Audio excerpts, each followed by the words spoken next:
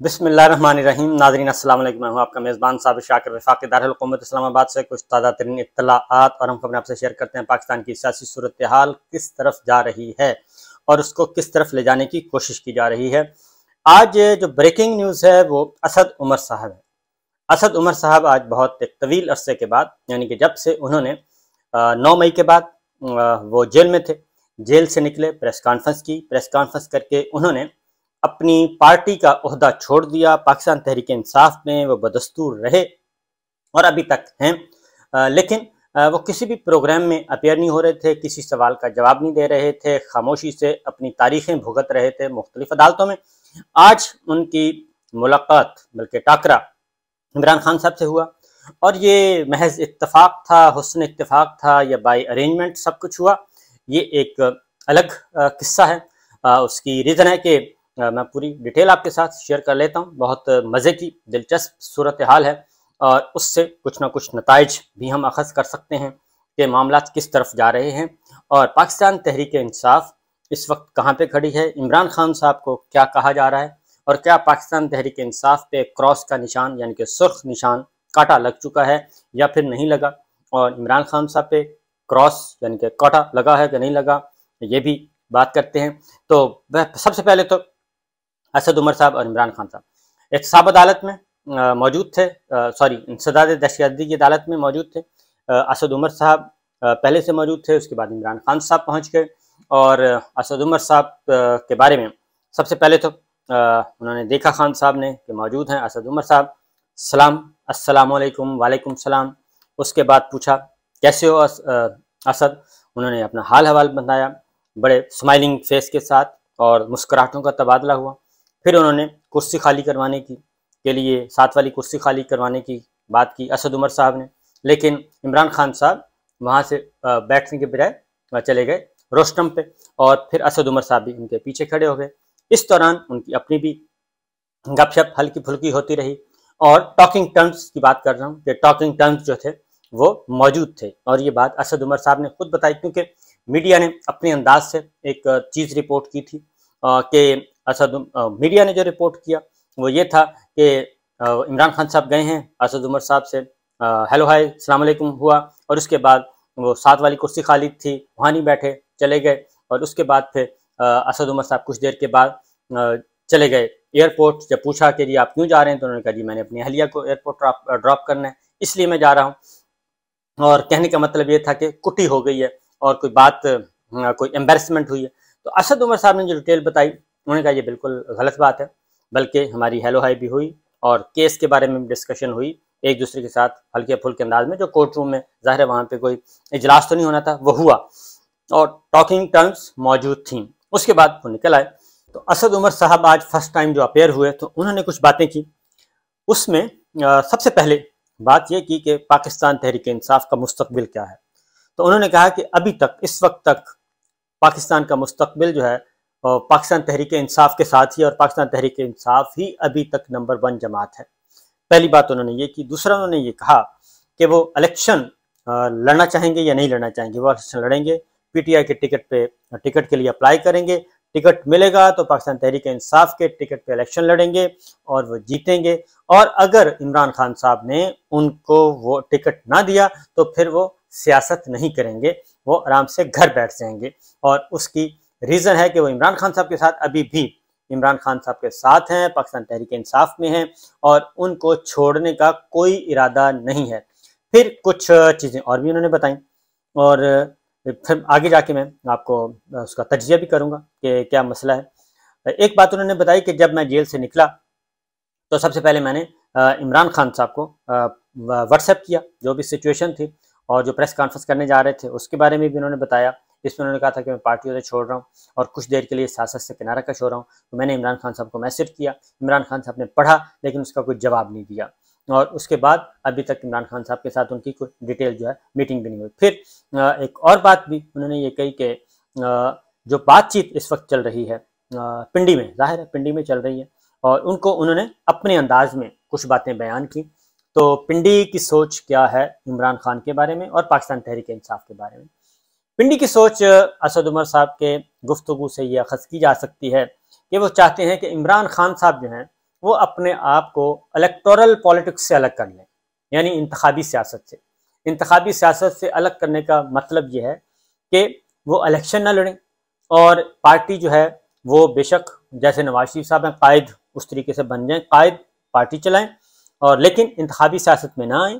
इंतखाबी सियासत में कोई किसी और को लीड करने दें। फॉर एग्जाम्पल शाह महमूद कुरैशी साहब हो सकते हैं, परवेज खटक साहब हो सकते हैं, असद उमर साहब हो सकते हैं, कोई भी हो सकता है। मतलब कि प्रीमियरशिप जो है, प्राइम मिनिस्टर जो है, जाहिर है इसका मतलब ये है, नंबर वन ये है कि पाकिस्तान तहरीक इंसाफ को हमारी जो स्टैब्लिशमेंट है और जो पिंडी है, रावलपिंडी GHQ, वो अभी तक ये बात तस्लीम करता है कि पाकिस्तान तहरीक इंसाफ ही नंबर 1 जमात है, और अगर इलेक्शन फ्री एंड फेयर होता है और PTI का रास्ता नहीं रोका जाता, धांधली नहीं होती, तो PTI ही इलेक्शन जो है वो जीतेगी और आराम से जीत जाएगी।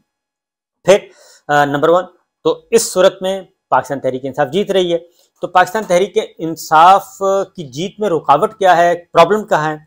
प्रॉब्लम है इमरान खान साहब से गुफ्तगू करने में, कि इमरान खान साहब जो ज़ाहिर पार्टी जीतेगी तो फिर इमरान खान साहब होंगे, तो इमरान खान साहब वज़ीर आज़म बनेंगे, इमरान खान साहब वज़ीर आज़म बनेंगे, तो फिर मसाइल, यहाँ से मसाइल शुरू हो जाते हैं पिंडी और इमरान खान के दरमियान, पिंडी और पाकिस्तान तहरीक इंसाफ के दरमियान, जो बुनियादी बात निकली है। क्योंकि आपको मालूम है असद उमर साहब का जो है अच्छी वर्किंग रिलेशनशिप रही है और है, जो मेरी अंदाजे के मुताबिक अभी भी है एस्टेब्लिशमेंट के साथ, वो राब्ते में भी हैं, खुद भी एक रिटायर्ड लेफ्टिनेंट जनरल के बेटे हैं, और उनको इसीलिए कुछ कहा भी नहीं गया, बहुत आसानी से वो थोड़ी सी तकलीफ के बाद वो जेल से उनको रिहा कर दिया गया, और उन पर उस तरीके से गन पॉइंट पे भी कोई ऐलान नहीं करवाया गया।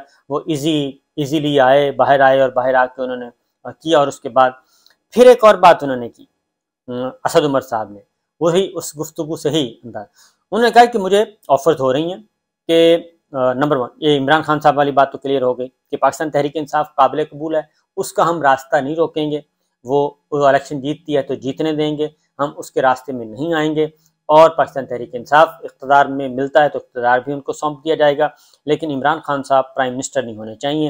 इमरान खान साहब प्राइम मिनिस्टर होंगे तो फिर ऐसी सूरत में फिर पाकिस्तान तहरीक इंसाफ को भी हम इलेक्शन नहीं जीतने देंगे, और पाकिस्तान तहरीक इंसाफ भी नहीं होगी। ये पंच लाइन है, बुनियादी नुकता इस सारी गुफ्तगू का। तो उसके बाद अगला वो कहते हैं इमरान खान साहब, अब फिर अगली बात उन्होंने ये भी की कि इमरान खान PTI से अगर इमरान खान साहब को माइनस कर दें ज़बरदस्ती, तो फिर PTI भी कुछ नहीं है, फिर मसले का हल नहीं है, फिर लड़ाई है, और वो लड़ाई पिंडी और इमरान खान साहब के दरमियान रहेगी, और पिंडी और अवाम के दरमियान रहेगी, क्योंकि इमरान खान साहब ज़बरदस्ती माइनस नहीं किया जा सकता इमरान खान साहब को। हाँ, एक ही तरीका है कि इमरान खान खुद ये ऑप्शन कबूल कर लें और अपना कोई और रोल मुतय्यन कर लें, कोई और रोल मुतय्यन कर लें, और पार्टी को चलाएं, पार्टी इक़्तिदार में भी आएगी, इक़्तिदार भी उनका होगा, उनकी पार्टी। अब कोई और रोल क्या हो सकता है? वो रोल हो सकता है कि वो प्रेसिडेंसी में जाके सदर ममलिकत बन जाएं इमरान खान साहब, और सदर ममलिकत बन के अपना आराम से वहाँ पे पार्टी को चला सकते हैं, बिल्कुल इसी तरीके से जैसे जरदारी साहब सदर बन गए थे, और सैयद यूसुफ गिलानी साहब जो थे वो वज़ीर आज़म थे, और उसके बाद राजा परवेज़ अशरफ वज़ीर आज़म बन गए। जब उनको डिस्क्वालीफाई किया गया तो जरदारी साहब ऐवान सदर में बैठ के पार्टी चला रहे थे, पार्टी उमूर भी चला रहे थे, पॉलिटिक्स भी कर रहे थे। तो ये रोल हो सकता है, ये एक जो मैं समझा हूँ। मेरा ख्याल है कि पहले भी मैं आपको बताया कि पहले भी बता चुका हूँ कि सदर ममलिकत अगर बन जाए इमरान खान साहब तो हालात ठीक हो सकते हैं। और ये सारा कुछ क्यों किया जा रहा है? वो इसलिए किया जा रहा है कि हमारी मिलिट्री एस्टैब्लिशमेंट को इस बात का अंदाज़ा है कि जनाब, जब तक पाकिस्तान तहरीक इंसाफ को, क्योंकि अवाम जो है वो पाकिस्तान तहरीक इंसाफ के साथ है, इमरान खान के साथ है, उनका गुस्सा और जो एक फासला है फ़ौज और अवाम के दरमियान और फ़ौज और PTI के दरमियान, वो फासले सिर्फ उसी सूरत में ख़त्म हो सकते हैं कि ऑर्गेनिकली और एक इंतखाबी सियासत और इलेक्टोरल प्रोसेस के ज़रिए ये फासले ख़त्म हो सकते हैं कि वोट का हक़ दिया जाए, लोग PTI को वोट दें, इक़्तिदार मिल जाए और आराम से लोग बैठ जाएं। उसके बाद फिर पॉलिसीज़ जो आएंगी, उस पॉलिसीज़ की बेस पे फ़ैसला किया जाएगा कि ये पार्टी ठीक है या गलत है। इमरान खान साहब की मकबूलियत में इजाफा होना होगा, इजाफा हो जाएगा, कमी होनी होगी तो कमी हो जाएगी। अब ऐसी सूरत में कुछ और चीज़ें भी हैं।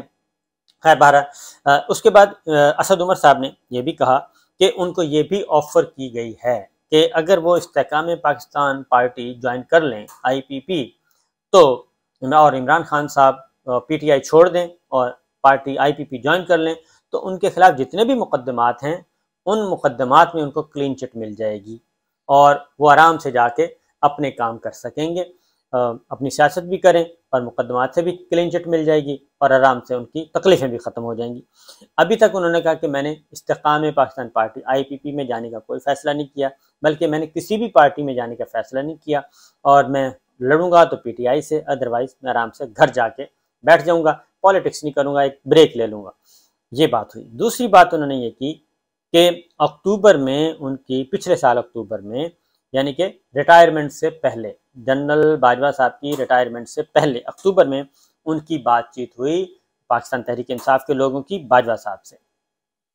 उसमें भी कोई ना कोई हल निकालने की कोशिश की गई और वो मैं आपको उस पार्टी का उस तरह के जो मीटिंग्स होती रहीं माइनस इमरान खान, उसका बुनियादी मकसद एक ही था कि किसी भी तरीके से बाजवा साहब को एक्सटेंशन मिल जाए। तो बाजवा साहब को जो एक्सटेंशन मिलनी है वो जाहिर है वो कैसे मिल सकती है, वो नहीं मिल सकती, इतनी आसानी से मिल नहीं सकती थी।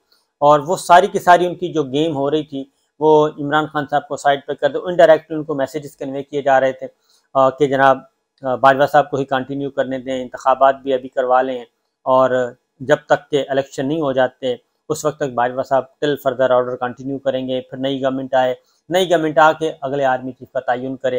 ये इमरान खान साहब ने एक दो दफ़ा कहा भी था और उसके बाद कामरान खान ने जो इंटरव्यू लिया था उसमें भी ये कहलवाने की कोशिश की थी, लेकिन बात नहीं बन सकी थी। उसकी वजह यह है कि ये मैं आपको ये हमें पहले दिन से ही पता था कि बाजवा साहब की एक्सटेंशन दूर दूर तक नज़र नहीं आ रही थी।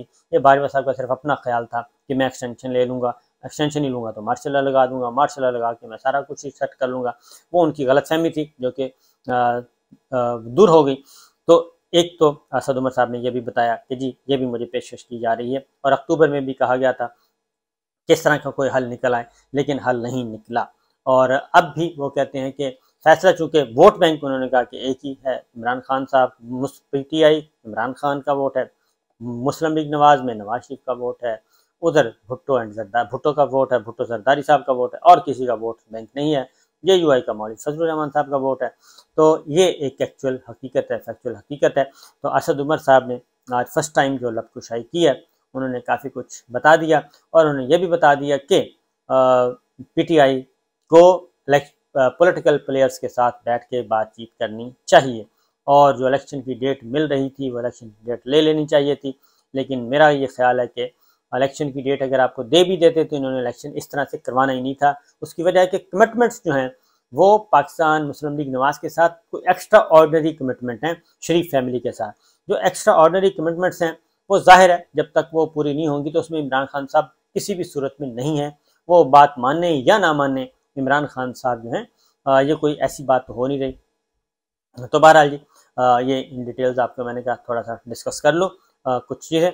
तो बहरहाल देखते हैं क्या होता है। अभी game is on, Pakistan Tehreek Insaf number 1 पे है और कोई ऑप्शन नहीं है इसके अलावा, और बाकी कोई जमात इलेक्शन जीत नहीं रही।